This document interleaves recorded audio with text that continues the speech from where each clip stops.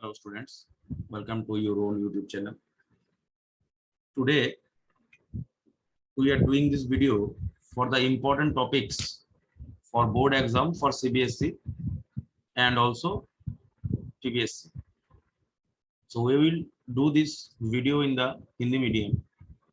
So हम लोग जो ये वीडियो बना रहे हैं, ये वीडियो आपका CBSE और हमारा जो स्टेट बोर्ड है TBSE उन लोगों के बोर्ड के एग्जाम के लिए है।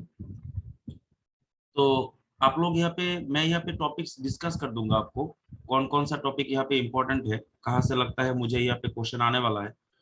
हम लोग इस जो वीडियो का जो रिजल्ट है, एनालिसिस जो है वो एग्जाम के बाद में करेंगे, जब हम देखेंगे कि इससे कितना कॉमन आया आपको एग्जाम में।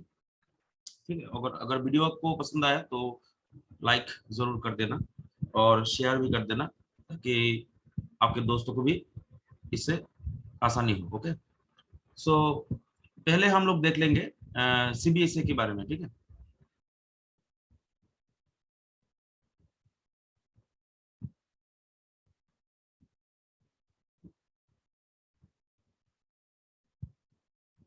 ओके, एक मिनट।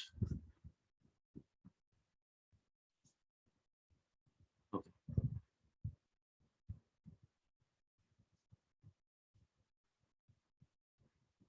ओके, सीबीएसई के बारे में। ठीक है,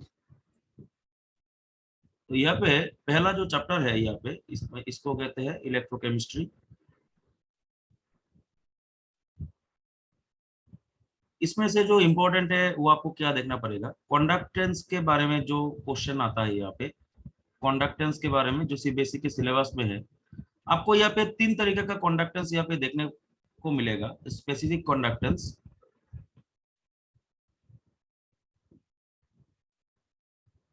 उसके बाद हो गया आपका मोलर कंडक्टेंस और हो गया आपका इक्विवेलेंट कंडक्टेंस। ये जो आपका 3 यहाँ पे है, ये तीनों बहुत ही इंपॉर्टेंट है। आपको यहाँ पे करना कुछ नहीं है, सिर्फ यहाँ पे कुछ फॉर्मूला है वो आपको मैं यहाँ पे लिख के दे रहा हूँ, वो आपको यहाँ पे याद रखना है। kappa is equals to 1/r into cell constant. kappa is the specific conductance or conductivity. R is the resistance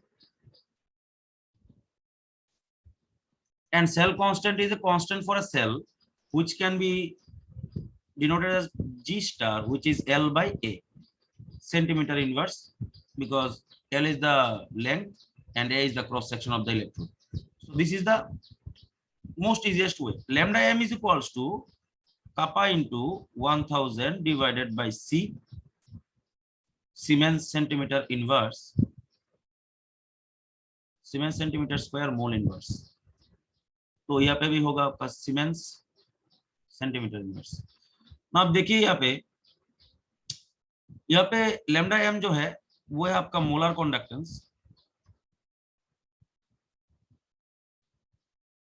C is the molarity. Now इसका एक और भी यूज है, lambda eq is equals to kappa into 1000 divided by normality. अगर आपको normality नहीं आता है तो normality is equals to molarity multiplied by आपका एन फैक्टर हो जाएगा। तो इससे आपको इजीली निकाल सकते हैं, जैसे कि आपका बेरियम क्लोराइड के लिए Ba2+, इसका जो एन फैक्टर है, इसका एन फैक्टर होगा 2। सो इस तरीके से आप इसको निकाल सकते हैं। तो ये पार्ट आपका बहुत इंपॉर्टेंट है। उसके बाद जो है कोलराशेस लॉ जो होता है वो आपको पढ़ना पड़ेगा। यहाँ पे lambda m is equals to lambda m0 of Na plus lambda m0 of Cl-। ये जो है इसमें से आपका क्वेश्चन आएगा इनफाइनाइट डाइल्यूशन के बारे में। यहाँ पे आपको कोलराशेस लॉ के अंदर आपको याद रखना है 2 चीज यहाँ पे आता है क्वेश्चन। एक है alpha, lambda m divided by lambda m0 का क्वेश्चन आता है, और दूसरा हो गया आपका Ka। इसे कैसे निकालेंगे, alpha is equal to root over Ka divided by C। तीसरी चीज यहाँ पे जो क्वेश्चन आता है वो है आपका ईएमएफ का क्वेश्चन है, बहुत ही इंपॉर्टेंट है। हमारा फैराडेज लॉ अभी मुझे लगता है सिलेबस में नहीं है। ईएमएफ का क्वेश्चन है, बहुत ही इंपॉर्टेंट है। EMF is equals to E0 cell minus 0.0591 divided by n, log हो गया आपका एनोड का जो कंसंट्रेशन होता है डिवाइडेड बाय कैथोड का जो कंसंट्रेशन यहाँ पे होता है। ये आपका लास्ट इक्वेशन है इसका। और ये भी एक दूसरा वाला फॉर्म है, आप इस एनसीईआरटी कर लीजिए, एनसीईआरटी का। और जो एक इंपॉर्टेंट क्वेश्चन है एनसीईआरटी में, आप लोग इसको देख सकते हैं। एनसीईआरटी में एक मुझे लगता है 5 नंबर का क्वेश्चन है, इसमें शायद 4 और 5 यहाँ पे आपका दिया गया है। Calculate the EMF of the following cell.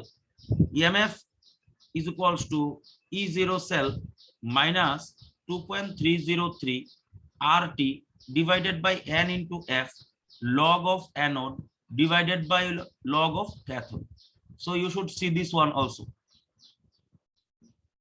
एक बात और मैं यहाँ पे बताना चाहता हूँ, जो ये वीडियो का जो मैं पहला पेज जो मैं यहाँ पे डिलीट कर चुका हूँ, उस पेज में जो मैं यहाँ पे इंपॉर्टेंट क्वेश्चन बताया था, जो यहाँ पे फॉर्मूला बताया था, वो टीबीएससी के भी चलेगा, ये टीबीएससी में भी चलेगा, कोई बात नहीं। टीबीएससी, सीबीएसई, आईसीएसई सबके लिए ये चलेगा। दूसरा बात जो है यहाँ पे E0 सेल को निकालने के लिए हम लोग जो फॉर्मूला यूज करते हैं, E0 cathode minus E0 anode. एक बात यहाँ पे आपको याद रखना है, आपका E0 सेल का value can never be minus VE, ये नेगेटिव नहीं हो सकता है। और इसका एक फॉर्मूला जो है delta G is equal to minus N into F into E0 cell. इसमें जो आपका इंपॉर्टेंट क्वेश्चन है, आप एनसीईआरटी से करिए। 2 क्वेश्चन है यहाँ पे, 2 या 3 क्वेश्चन है शायद, वो करिए, आपको यहाँ पे कॉमन मिल जाएगा। अब ये क्वेश्चन देख के जाइएगा। ये जो मैं क्वेश्चन यहाँ पे लिख रहा हूँ, ये क्वेश्चन आप लोग यहाँ पे देख लीजिएगा। एक क्वेश्चन है, मैं यहाँ पे लिख रहा हूँ Cr3 प्लस Cr, इसमें दिया गया है 0.01 मोलर, इसमें है Fe2 प्लस Fe, इसमें दिया गया 0.1 मोलर, और E0 cell of chromium plus 3 to chromium is equals to minus 0.74 volt, और E0 of Fe2 plus 2 Fe is equals to minus 0.50 volt। ये डाटा मुझे याद नहीं है, लेकिन मैं जस्ट क्वेश्चन के लिए लिख रहा हूँ। ये क्वेश्चन बहुत ही इंपॉर्टेंट है। एक ईएमएफ का एक क्वेश्चन है, इसको आप करने के बाद ये जो आपका पूरा का पूरा ईएमएफ खत्म हो जाएगा बोर्ड के लिए, क्योंकि इसमें सब कुछ है। इसका एन फैक्टर भी निकालना पड़ेगा। ये क्वेश्चन आप करके जाइए। मुझे लगता है सिर्फ एक क्वेश्चन करने के बाद आपको यहाँ पे कुछ करने की जरूरत ही नहीं है। उसके बाद हम लोग जाएंगे कोऑर्डिनेशन केमिस्ट्री में।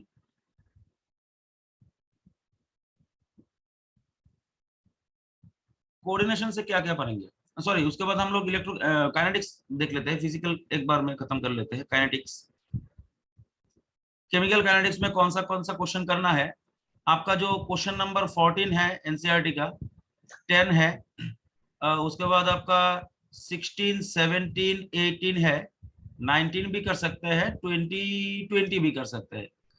मुझे लगता है ये एनसीईआरटी का जो ये क्वेश्चन है, ये करने के बाद आप लोगों को सब कुछ आ जाएगा यहाँ पे, और ये इससे कॉमन पड़ जाएगा आपको क्वेश्चन। मुझे लगता है ये बहुत ही मैं स्ट्रेट फॉरवर्ड क्वेश्चन यहाँ पे दे रहा हूँ। बहुत ही सिंपल है क्वेश्चन यहाँ पे। 14, 10, 16, 17, 18, 19 एंड 20 ये सब करके जाइए। और आप लोग ये हाफ लाइफ का एक्सप्रेशन याद रखिए। Half life, first order and zero order. First order का जो है वो हाफ लाइफ का है T half is equals to 0.693 divided by K. इसका के जो है उसका एक्सप्रेशन क्या होता है, 2.303 divided by T log initial divided by, हो गया आपका फाइनल कॉन्सेंट्रेशन। ठीक है ना। ये आपको याद रखना है, इससे आपका ये क्वेश्चन नंबर 14 हो जाएगा। ये जो आर्कियोलॉजिकल आर्टिफैक्ट का जो क्वेश्चन है ये आपका बहुत ही इंपॉर्टेंट है यहाँ पे। और क्वेश्चन नंबर 10 में एक टेबल के टाइप कुछ है, वो भी आप लोग यहाँ पे देखिएगा, ऐसा क्वेश्चन भी आता है। और 17, 18, 19 तो बहुत ही इंपॉर्टेंट है। यहाँ पे एक क्वेश्चन है, show that the time required for 99% completion is twice the time required for 90% completion। You should see this one very very carefully. तो ये हो गया हमारा केमिकल काइनेटिक्स। और आप लोग यहाँ पे दो तीन चीजें यहाँ पे जानना होगा। जीरो ऑर्डर का देख लीजिए हम लोग। T half is equals to A divided by 2K, where A is the initial concentration। तो ये भी आपको यहाँ पे याद रखना पड़ेगा। और यहाँ पे आपको ऑर्डर और मोलिकुलरिटी के बीच में जो डिफरेंस है ये भी आपको यहाँ पे याद रखना पड़ेगा। और सीओडो ऑर्डर रिएक्शन भी आपको यहाँ पे देखना पड़ेगा। सो ये हो गया हमारा थ्योरी, प्लस यहाँ पे आपका हो गया जो क्वेश्चन है सीबीएसई का एनसीईआरटी से, ठीक है। उसके बाद हम लोग जाएंगे यहाँ पे एड्सॉर्प्शन और आपका जो है सरफेस केमिस्ट्री में।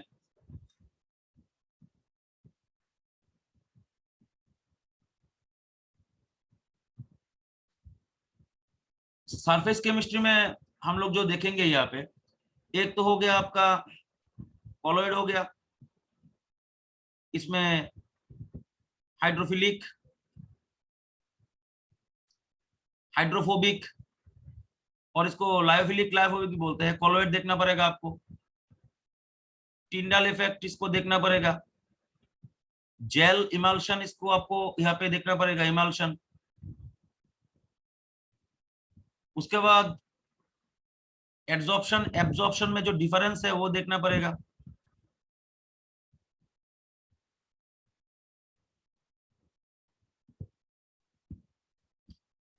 यहाँ पे आपको और भी कुछ चीजें यहाँ पे देखना पड़ेगा, जैसे कि डायलिसिस हो गया, इलेक्ट्रोडायलिसिस,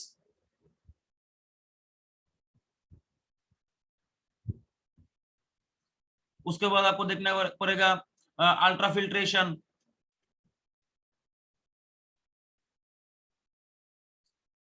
सीएमसी, पेप्टाइजेशन, बहुत इंपॉर्टेंट है, ये आपको यहाँ पे देखना ही पड़ेगा। Emulsion, hydrophilic colloid, adsorption, absorption, physical adsorption, chemical adsorption के बारे में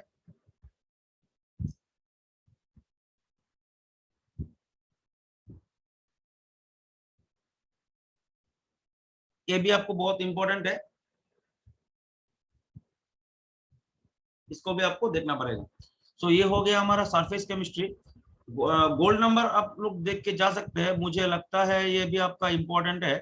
gold number, peptization, Hardy Schulze law, ये भी बहुत आपका इंपॉर्टेंट है, हार्डी शुल्जे लॉ।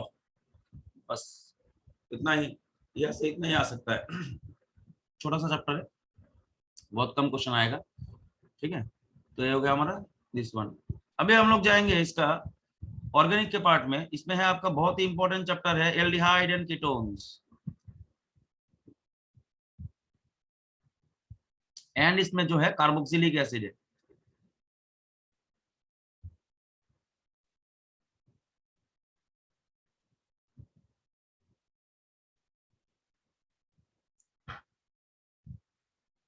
तो ये बहुत इंपॉर्टेंट है, aldehyde ketone and carboxylic acid. इसमें से आपको पहले जो करना होगा वो पीसीसी का रिएक्शन है।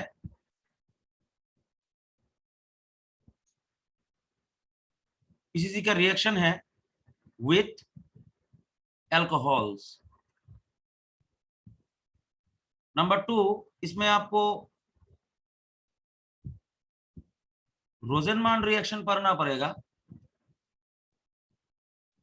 Number 3, hemiacetal formation and acetal formation भी देखना पड़ेगा। नंबर 4 जो है इसका आपका कीटाल भी देखना पड़ेगा, कीटाल, हेमिकीटाल एनसीईआरटी में है। नंबर 5, इसका यहाँ पे डाइबाल एच का रिएक्शन है, वो भी आपको देखना पड़ेगा। नंबर 6, इसमें आपका aldol most important, cross aldol, Cannizzaro और cross Cannizzaro. This is very very important for your board examination. You should remember this one. Aldol, cross aldol, Cannizzaro, cross Cannizzaro, both of them, all of them are important. Number 6, 7 जो है reactions देखना पड़ेगा आपका।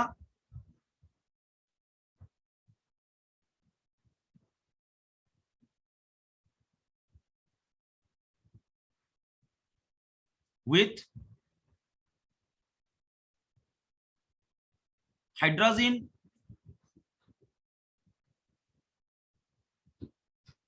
hydroxylamine,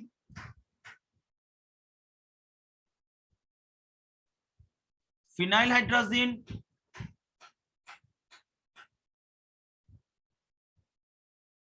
DNP and आपका सेमीकार्बाजाइड।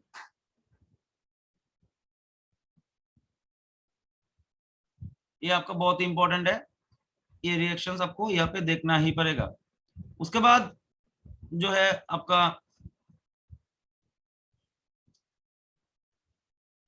Distinguish जो है वो देखना ही पड़ेगा। जैसे कि डिस्टिंग्विश में है आपका यहाँ पे जो रिएक्शन है, जैसे कि टॉलेंस हो गया,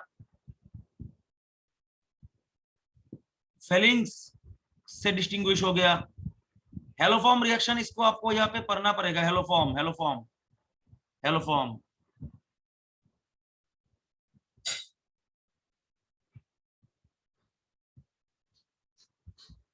टॉलेंस, फेलिंग्स, हेलोफॉर्म, इसको आपको देखना पड़ेगा। ये आपका डिस्टिंग्विश जो है वो आपका एनसीईआरटी में है। जैसे कि इसका जो कन्वर्शन है वो आप लोग एनसीईआरटी से पढ़िए। ये हो गया आपका एल्डिहाइड कीटोन का। और इसमें ग्रिग्नार्ड रिएक्शन है, बहुत ही इंपॉर्टेंट है, मैं शायद स्किप कर गया।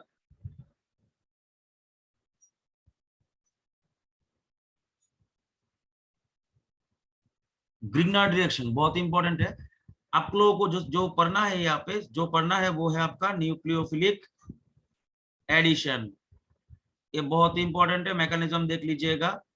और उसके बाद यहाँ पे एक और चीज है, एक है आपका सायानोहाइड्रिन फॉर्मेशन भी आपको यहाँ पे देखना पड़ेगा। सायानोहाइड्रिन, सायानोहाइड्रिन फॉर्मेशन भी इसको आपको यहाँ पे देखना पड़ेगा।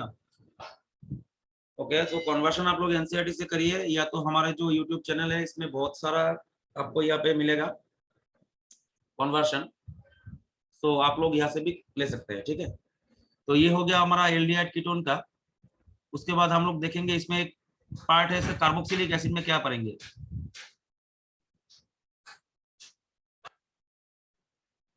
कार्बोक्सिलिक एसिड में जो पढ़ेंगे यहाँ पे जो मोस्ट इंपोर्टेंट रिएक्शन है वो तो आप लोग जानते हैं, HBZ रिएक्शन है, हेल वोलार्ड जेलिनस्की।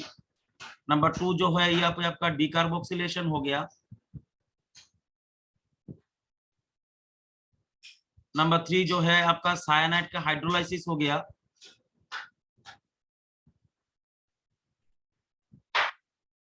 नंबर 4 जो है यहाँ पे और कुछ यहाँ पे ज्यादा नहीं आता है, HBZ और कन्वर्शन आ सकता है, conversion.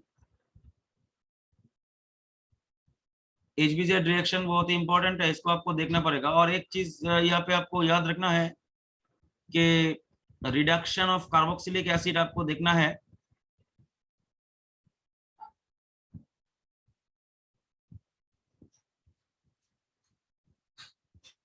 And reaction of alcohols and carbonyls with oxidizing agents to prepare carboxylic acids, ये आपको यहाँ पे देखना ही पड़ेगा। तो this is the this is the carboxylic acid part. Okay, next हम लोग जो देखेंगे उसमें से आपका पार्ट ऑर्गेनिक का ये है एमीन। एमीन के बारे में बहुत कुछ नहीं पढ़ना है, यहाँ पे सिर्फ 2-3 रिएक्शन पढ़ना है। Reduction of cyanides and isocyanides. Number 2 जो है आपका एमोनोलाइसिस रिएक्शन पढ़ना है।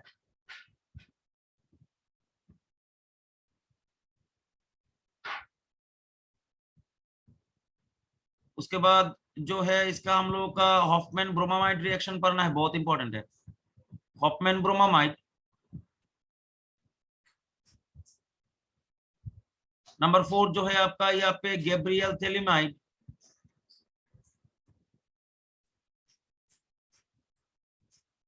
नंबर 5 जो है यहाँ पर डायजो कपलिंग रिएक्शन, बहुत इंपॉर्टेंट है ये। डायजो कपलिंग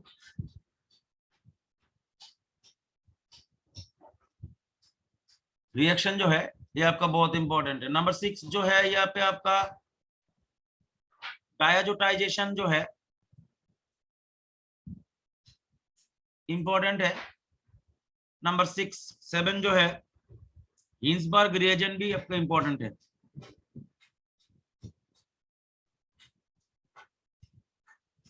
तो यहाँ पे क्या हो गया, reduction of cyanides and isocyanides, ammonolysis, Hofmann bromamide, Gabriel phthalimide, diazo coupling and diazotization, Hinsberg reagent. और आप लोग क्या पढ़ेंगे इसमें पढ़ेंगे आप लोग आपका जो एनसीईआरटी का जो कन्वर्शंस है वो आपको यहाँ पे देखना पड़ेगा। एनसीईआरटी कन्वर्शंस इंपॉर्टेंट है। और एक चीज आपको मैं यहाँ पे बता दे रहा हूँ, बेसिक स्ट्रेंथ ऑफ एमिन जो है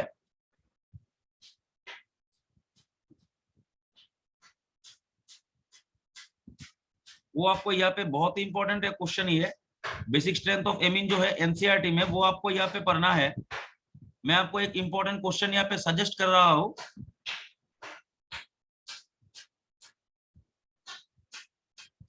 इंपॉर्टेंट क्वेश्चन मैं आपको सजेस्ट कर रहा हूँ ये एक्वास मीडियम में आपका जो बेसिक स्ट्रेंथ का जो ऑर्डर होता है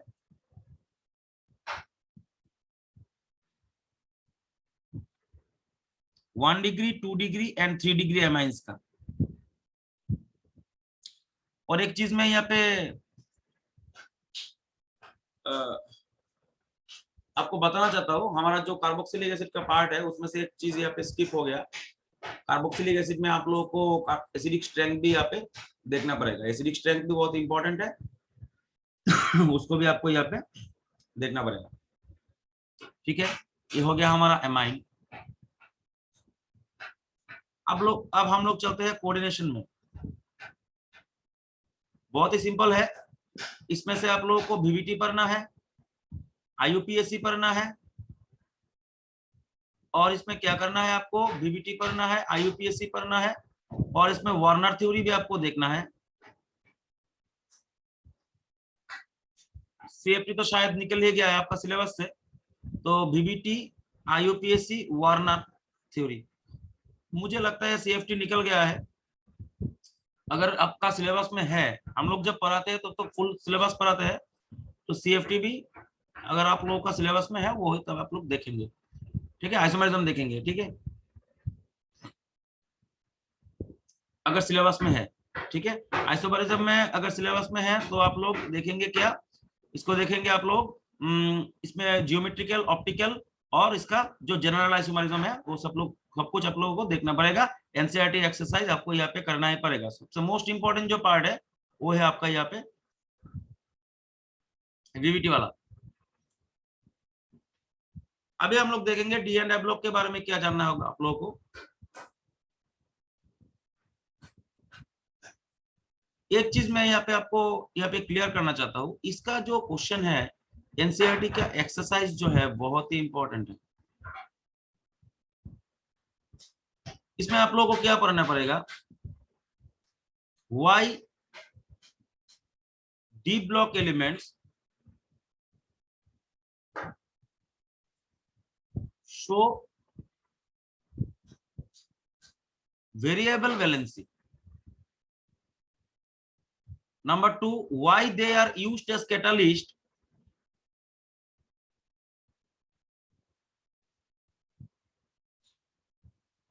Number 3, preparation of potassium dichromate from chromite ore. Number 4 जो है, अगर आप लोगों को ये वीडियो अच्छा लग रहा है, अगर आपको लगता है कि इसमें से आप लोग कुछ इंपॉर्टेंट टॉपिक यहाँ से आपका कुछ हेल्प हो रहा है, तो वीडियो को लाइक जरूर कर देना और इस चैनल को सब्सक्राइब कर लेना. हम लोग इस वीडियो का जो एनालिसिस है वो हम लोग देखेंगे आपका 12th का केमिस्ट्री एग्जाम के बाद में कितना परसेंट यहाँ से आया आपका एंट्रेंस में. और हम लोगों का जो बोर्ड में हम लोगों का जो नीट का जो क्लास शुरू होगा, वो क्लास शुरू होगा आपका बोर्ड के खत्म होने के बाद से. सो यू शुड सी, आप लोग यहाँ पे ज्वाइन करना चाहते हैं तो हमारा यहाँ पे चैनल में फेसबुक के पेज में आप लोग जाएंगे तो इसमें आपको ऑप्शन मिल जाएगा यहाँ पे. तो वीडियो को शेयर जरूर कर देना आपके फ्रेंड्स के साथ, क्योंकि उन लोगों को भी हेल्प होना चाहिए. तो preparation of dichromate from chromite ore and preparation of KMnO4 from pyrolusite. उसके बाद हम लोग देखेंगे इसका कलर देखेंगे. नंबर 6 देखेंगे लेंथेनॉइड कॉन्ट्रैक्शन.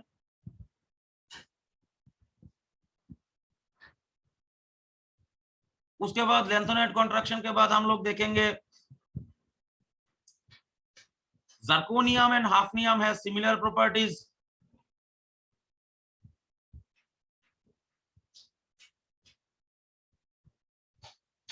उसके बाद देखेंगे हम लोग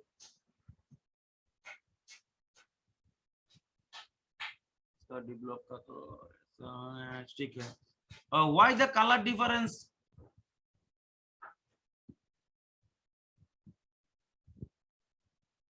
between the F block elements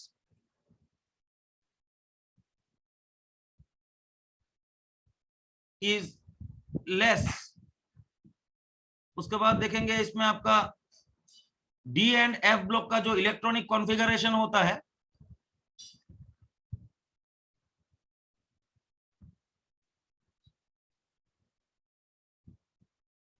general electronic configuration, उसको आपको देखना ही पड़ेगा यहाँ पे. उसके बाद जो है आपका ग्रेडुलिनियम, यूरोपियम, इटर्बियम, इन लोगों का इलेक्ट्रॉनिक कॉन्फ़िगरेशन आपको जानना है.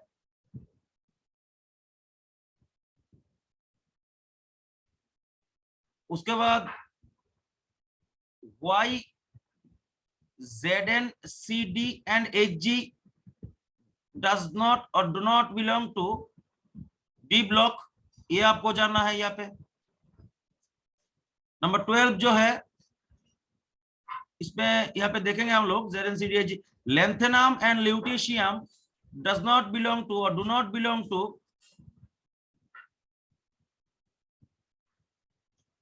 F block. नंबर उसके बाद का जो है हम लोग इसका आईपी देखेंगे, आयनाइजेशन पोटेंशियल, एनसीईआरटी से देखेंगे. एक हिंट में आपको यहाँ पे दे रहा हूं, IP of 3D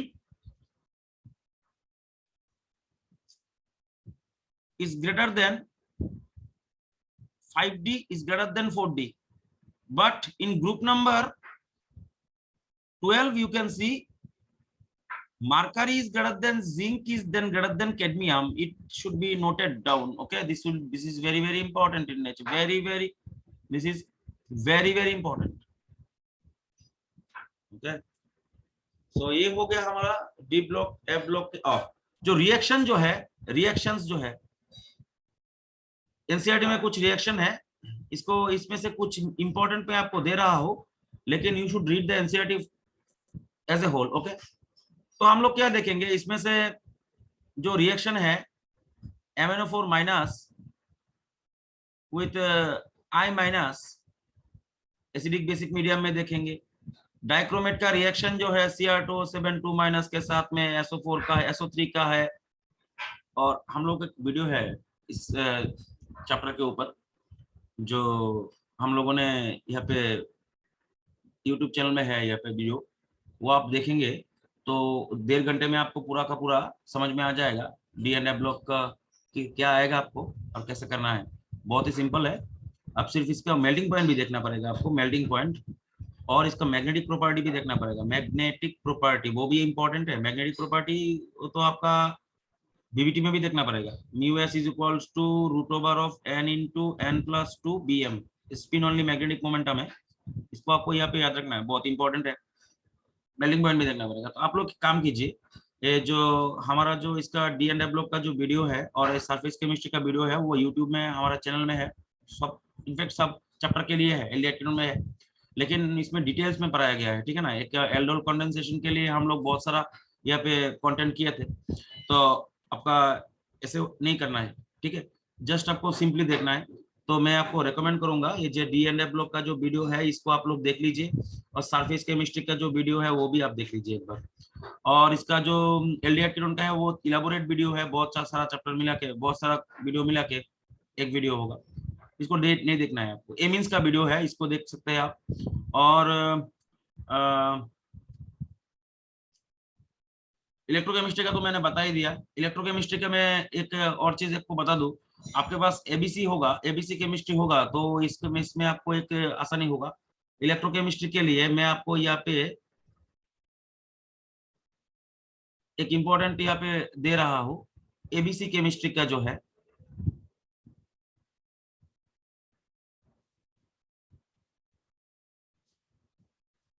ABC chemistry का जो है, इसमें से आपका जो क्वेश्चन नंबर मैं आपको यहाँ पे बता रहा हूँ, 9 कर लीजिए, 12 कर लीजिए, 6 कर लीजिए, उसके बाद 16 कर लीजिए, 18 कर लीजिए, और आपका जो क्वेश्चन पेपर में है यहाँ पे 37 से 36, 35 ये सब क्वेश्चन कर लीजिए, आपका हो जाएगा। 1 2 3 4 5 6 7 8 9 जो क्वेश्चन है यहाँ पे 9 क्वेश्चन मैंने यहाँ पे आपको लिख के दिया है।